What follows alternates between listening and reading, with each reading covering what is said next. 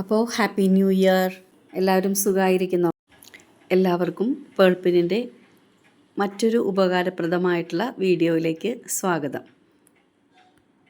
Over sized bus ഉള്ളവർക്ക് എങ്ങനെയാണ് shape പോകാതെ നല്ല രീതിയിൽ ടോപ്പ് തയ്ക്കുന്നത് എങ്ങനെയാണെന്നുള്ളതിനുള്ള ഒരു ടിപ്പാണ് കേട്ടോ കാണിക്കുന്നത്. സാധാരണ ഞാൻ ചെയ്യുന്നതാണ്. അപ്പോൾ ഷോൾഡറും ആം ഹോളും എല്ലാം മാർക്ക് ചെയ്ത് വേണ്ട അളവുകളെല്ലാം മാർക്ക് ചെയ്ത ശേഷമാണ് നമ്മൾ ഈ ഒരു ടിപ്പ് ചെയ്യുന്നത്. അപ്പം ഞാൻ ചെയ്യുന്നത് എന്താണെന്ന് വെച്ചിട്ടുണ്ടെങ്കിൽ ആം ഹോളിൽ ഒരു ടക്ക് ഇട്ട് കൊടുക്കും. നമ്മൾ സാധാരണ ബ്ലൗസിന് ഇട്ട് കൊടുക്കുന്നത് പോലെ ഒരു ആം ഹോൾ ടക്ക് ഇട്ട് കൊടുത്താൽ കറക്റ്റായിട്ട് നമുക്ക് ബസ്റ്റിൽ മാത്രം ആവശ്യത്തിന് ലൂസ് കിട്ടും.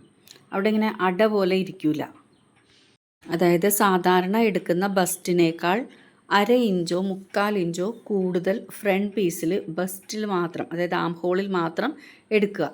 എന്നിട്ട് അത് നമ്മൾ ടക്കിട്ട് കഴിയുമ്പം ബാക്ക് പീസിൻ്റെ ഒപ്പം തന്നെ ബസ്റ്റ് എത്തുന്നതാണ്.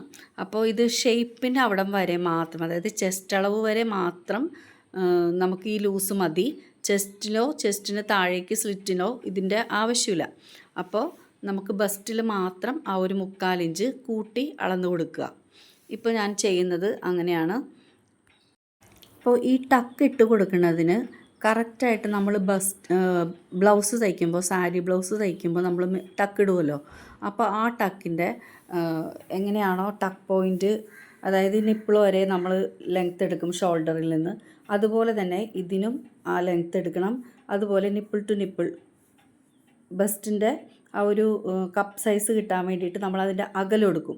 അതായത് ആ അകലവും ഈ ലെങ്ത്തും എങ്ങനെയാണോ എടുക്കുന്നത് അതുപോലെ തന്നെ ഈ ടോപ്പിനും നമ്മൾ എടുത്തു കഴിഞ്ഞിട്ടുണ്ടെങ്കിൽ കറക്റ്റായിട്ട് നമുക്ക് ബസ്റ്റ് ഇങ്ങനെ പതിഞ്ഞു പോവാതെ നല്ല ഷേപ്പിൽ തന്നെ കിട്ടുന്നതായിരിക്കും. ഇതുപോലെ തന്നെ ഇത് നമുക്ക് സൈഡിലും കൊടുക്കാം കേട്ടോ. ചെസ്റ്റിനും ആം ഹോളിനും ഇടയ്ക്ക് വരുന്ന ആ ഒരു ഭാഗം ഉണ്ടല്ലോ, അവിടെ നിന്നൊരു സൈഡ് ടക്കും കൂടെ കൊടുക്കാറുണ്ട് ചില അളവുകൾക്ക്.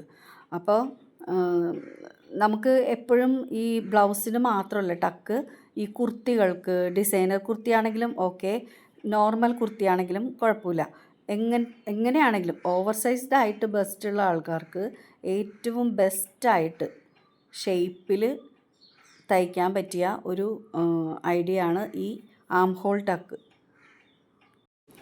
ഇനി വീനെക്ക് നമ്മൾ ചെയ്യുമ്പോൾ സാധാരണ നമ്മൾ സ്ട്രെയിറ്റ് ആയിട്ടാണ് എടുക്കാറ്.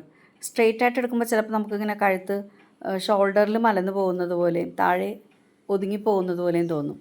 അപ്പോൾ നമ്മൾ ഒരു ചെറിയ രീതിയിൽ, അതായത് വീനെക്കിൻ്റെ മിഡിലായിട്ട്, സ്ലാൻഡിങ് ലൈൻ വരുന്നതിൻ്റെ മിഡിലായിട്ട് ഒരു 1/4 ഇഞ്ച് ഒന്ന് കർവ് ചെയ്ത് കൊടുക്കണമെങ്കിൽ, ഒരു ചെറിയൊരു സ്ലോപ്പ് പോലെ, ഒരു കർവ് പോലെ ഒന്ന് കൊടുക്കുകയാണെങ്കിൽ നമുക്ക് വളരെ ഭംഗിയായിട്ട് വീനക്ക് ചെയ്യാൻ പറ്റും.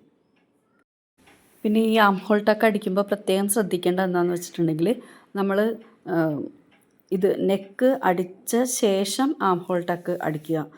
നെക്ക് അടിക്കുന്നതിന് മുന്നേ ആം ഹോൾ ടക്ക് അടിച്ചിട്ടുണ്ടെങ്കിൽ ഫ്രണ്ട് പീസ് കുറച്ച് ലൂസായിട്ടിരിക്കും. അപ്പോൾ നെക്ക് അടിക്കുമ്പോൾ അത് വളരെയധികം ബുദ്ധിമുട്ടായിരിക്കും.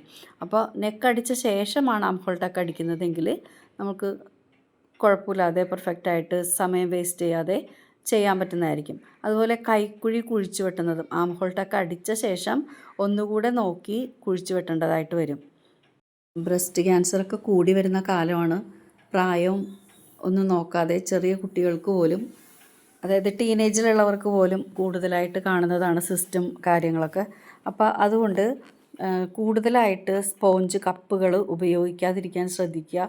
പ്രത്യേകിച്ച് നമുക്ക് വല്ല ഫങ്ഷണൽ യൂസിനോ ഉള്ള ഡ്രസ്സുകൾക്ക് മാത്രം സ്പോഞ്ച് കപ്പ് വെച്ച് തയ്ക്കുക. അല്ലാത്ത സമയത്ത് നമ്മൾ ഇതുപോലെയുള്ള ടിപ്പുകൾ ഉപയോഗിച്ചിട്ട് കപ്പ് സൈസ് നല്ല രീതിയിൽ മെയിൻറ്റെയിൻ ചെയ്ത് പോകുന്നതായിരിക്കും നല്ലത്. ടോപ്പുകൾക്ക് അല്ലെങ്കിൽ കുർത്തികൾക്ക് കപ്പ് വെച്ച് തയ്ക്കുകയാണെങ്കിൽ, സ്പോഞ്ച് കപ്പ് വെച്ച് തയ്ക്കുകയാണെങ്കിൽ വളരെ ഭംഗിയായിട്ടിരിക്കും. പക്ഷേ അതിനേക്കാൾ ഹെൽത്തി ആയിട്ടുള്ള ഒരു ടിപ്പാണ് ഇപ്പോൾ ഞാൻ പറയുന്നത്. ഇങ്ങനെ ടക്ക് ഉപയോഗിച്ച് നമ്മൾ ടോപ്പ് തയ്ക്കുകയാണെങ്കിൽ നമ്മുടെ ഷേപ്പും ഭംഗിയായിട്ടിരിക്കും, നമ്മുടെ ഹെൽത്തും ഭംഗിയായിട്ടിരിക്കും. അജ്രക്കിൻ്റെ കോട്ടൺ മെറ്റീരിയലാണ് ഇതിന് ഉപയോഗിച്ചിരിക്കുന്നത് ഈ കുർത്തി തയ്ക്കാനായിട്ട്. അപ്പോൾ ഫ്രണ്ടിൽ വീനെക്കും ബാക്കിൽ റെയിൻ ഡ്രോപ്പും അതുപോലെ തന്നെ ബോട്ട് നെക്കും കൂടെ ചേർത്തിട്ടാണ് പറഞ്ഞിരിക്കുന്നത്. അപ്പോൾ സിമ്പിളായിട്ടുള്ള ഒരു എ ലൈൻ കുർത്തിയാണ്, സ്ലിറ്റഡ് കുർത്തിയാണ്. അപ്പോൾ ഇത് എല്ലാവർക്കും ഇഷ്ടപ്പെട്ടിട്ടുണ്ടാവുമെന്ന് കരുതുന്നു. അതുപോലെ പറഞ്ഞ ടിപ്സ് എല്ലാവർക്കും യൂസ്ഫുൾ ആയിരിക്കുമെന്നും കരുതുന്നു. അപ്പോൾ മറ്റൊരു വീഡിയോയിലൂടെ മറ്റൊരു വിശേഷവുമായിട്ട് വീണ്ടും കാണാം. Thank you.